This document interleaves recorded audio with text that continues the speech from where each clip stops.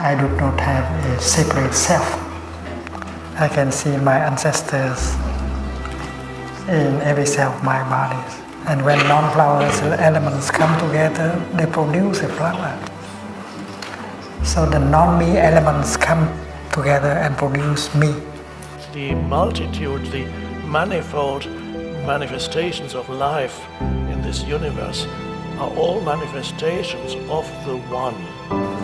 So I am that. I do not have a separate existence. I do not have a separate self.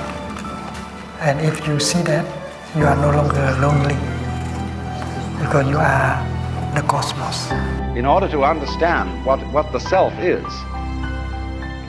you have to remember that it doesn't need to remember anything. Just like you don't need to know how you work your thyroid gland. One of the most interesting things in the world, this is a yoga, this is a way of realization. Try and imagine what it will be like to go to sleep and never wake up. And if you think long enough about that, something will happen to you. You will find out, among other things, that it'll pose the next question to you. What was it like to wake up after having never gone to sleep? That was when you were born. So there's not your consciousness and my consciousness, there's only one consciousness. And that one consciousness manifests as this flower too, and it manifests beautifully. It manifests as any life form. In other words, we all know very well that after people die, other people are born. And they're all you. Only you can only experience it one at a time. Everybody is I. You all know you are you.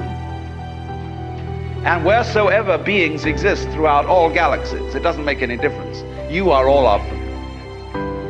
And when they come into being, that's you coming into being. You know that very well. Only you don't have to remember the past.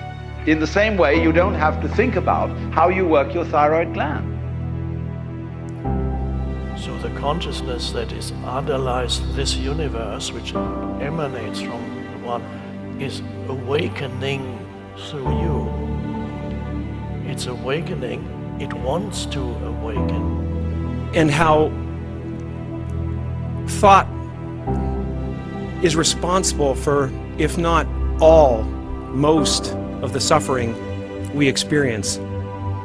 And then I suddenly felt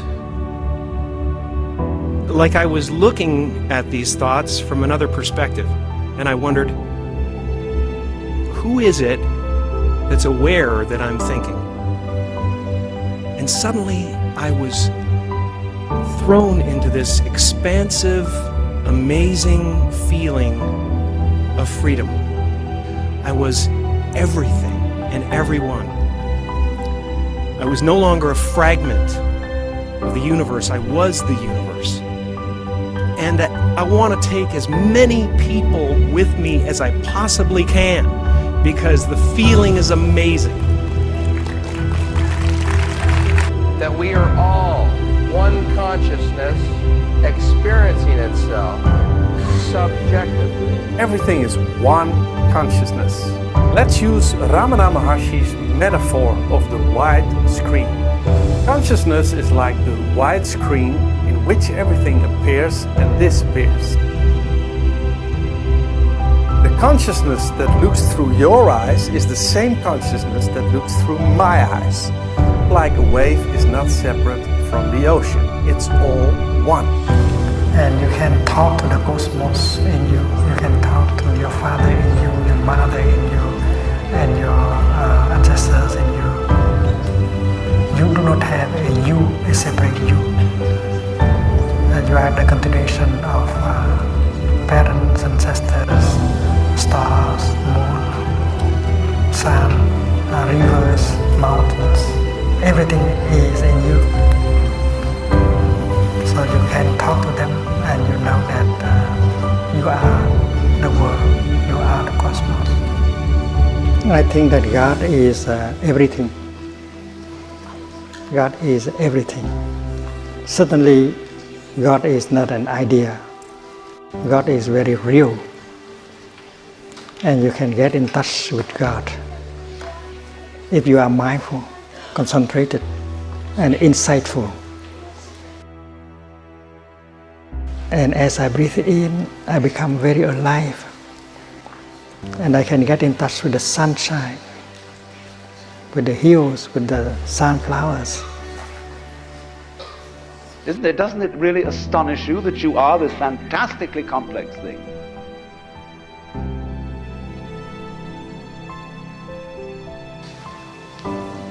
With the water running from the water tap. And there are so many wonders of life in me and around me. The grass, the tiny flowers, the insect, the sunshine. Everything is a wonder.